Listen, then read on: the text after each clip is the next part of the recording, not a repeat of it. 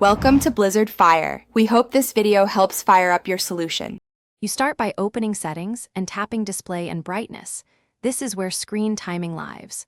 Once in, glance at Auto Lock. This directly controls dim time, and disable any low power mode that can override behavior. Make sure your Face ID or passcode is available because some changes prompt authentication. You do this now to access the timer options.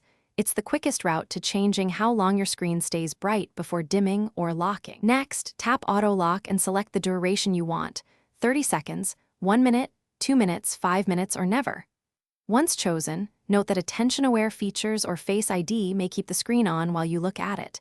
Adjust those in Face ID and passcode if needed.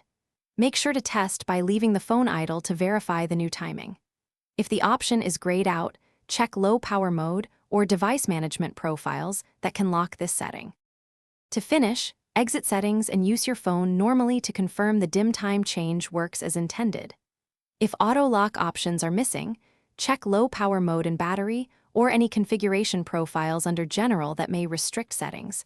Toggle them off and recheck.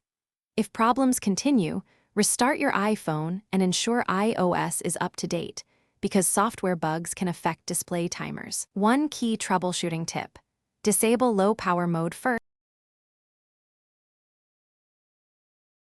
Thanks for watching. If you found this helpful, don't forget to like and subscribe.